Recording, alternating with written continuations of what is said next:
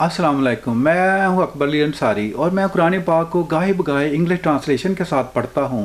कुरान पाक की बहुत सारी आयत ऐसी हैं जिनका मतलब बहुत वाज़ेह है और कुरान पाक की बहुत सारी आयत ऐसी हैं जिनको समझने के लिए गौर व फिक्र करना पड़ता है, क्योंकि अल्लाह पाक भी कुरान पाक में इरशाद फरमाते हैं कि जो कुरान पाक है वह अहले अकल के लिए निशानी है, यानी कि वो लोग अल्लाह पाक की कलाम पर गौर व फिक्र करते हैं, अल्लाह ताला उनकी हमेशा रहनुमाई करता है।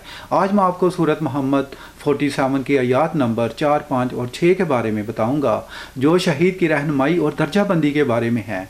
अल्लाह ताला फरमाते हैं, वल्लज़ीना फ़ी सबिलिल्लाहि क़ुतिलू फ़लन युज़िल्लु अमालहुम सयहदीहिम युस्लिहु बालहुम व युदखिलुहुमुल जन्नत रफ़अलहुम। अल्लाह ताला फरमाते हैं, those who martyred in the way of Allah, जो अल्लाह की राह में शहीद होता है, Allah does not render their work in vain, Allah उनकी मेहनत को ज़ाया नहीं करता।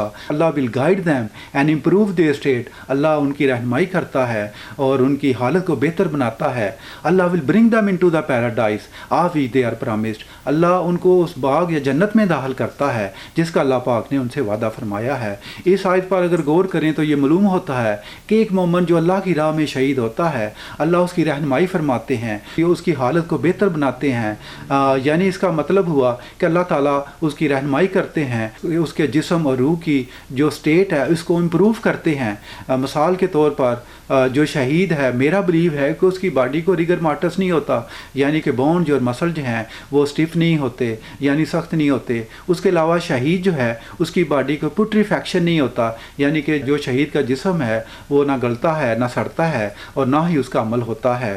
तो इस आयत से ये वादह होता है शहीद के अल्लाह पाक रहनुमाई करते हैं, तो उसकी जिस्म और रूह को बेहतर बनाते हैं और उसको अल्लाह जन्नतों में जगह अता फरमाते हैं। और I pray to the Lord of the east and the west, I pray to the Lord of the universe, I pray to the Lord of the horizons, that when I die my body does not get rigor mortis and putrefaction of my body does not take place. Ameen summa ameen.